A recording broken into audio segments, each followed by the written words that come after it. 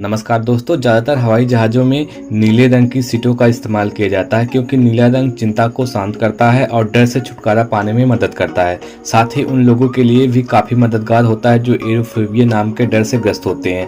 ऊंचाई से डर लगने को एरोफोबिया कहते हैं। इसके अलावा नीली सीटों में धूल, गंदगी और दाग कम नजर आते हैं, इसलिए हवाई जहाज़ में नीले रंग की सीटों का इस्तेमाल होता है। Fact number 2। दोस्तों, आपने बहुत सारी महामारी के बारे में सुना होगा, जैसे प्लेग महामारी, चेचक महामारी, अभी वर्तमान में कोरोना महामारी चल ही रही है। लेकिन मैं आपसे कहूं कि एक ऐसी महामारी फैली थी जिसमें लोग नाचते नाचते मरने लगे। जी हां, आपने सही सुना। इतिहास में इस घटना के शुरू होने और खत्म होने की कोई सही तारीख दर्ज नहीं है, फिर भी माना जाता है कि यह घटना सन 1518 में यूरोप के स्ट्रासबर्ग में घटी थी।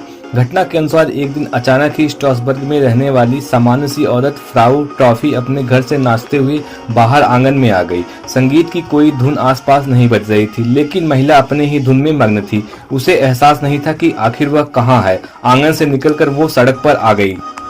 उसे देखने वालों का हुजूम जमा होने लगा। किसी ने उसे पागल कहा तो किसी ने समझा उसे दौरा आ गया है। लोग उसे देखकर हंस भी रहे थे, लेकिन उसके कदम रुकने को तैयार नहीं थे। लोग उसे देखकर डर कर पीछे हो रहे थे। नाचते वक्त उसके चेहरे पर ना तो खुशी थी ना ही गम। घंटों बीत गए पर उसका नाचना बंद नहीं हुआ। लोगों को आश्चर्य की सीमा तब पार हो गई जब उसके आसपास के लोग भी नाचने लगे।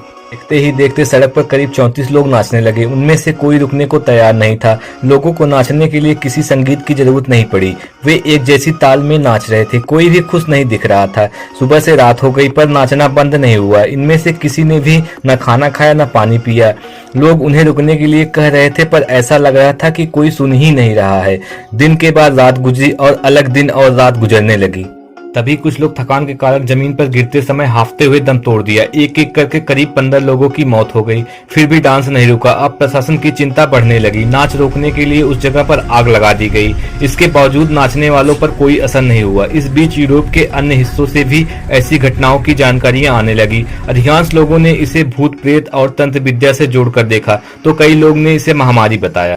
कुछ की मौत थकान से हुई और कुछ की दिल के दौरे से हुई, तो कुछ ने कमजोरी से दम तोड़ दिया। प्रशासन की नजर में यह एक तरह का प्लेग था जिसने लगभग 400 लोगों की जान ली। इतिहासकारों ने इसे डांसिंग प्लेग का नाम दिया। दोस्तों, अब तक कोई नहीं जानता कि इस आखिर डांसिंग प्लेग किस रहस्य के साथ शुरू हुआ और कैसे खत्म हुआ।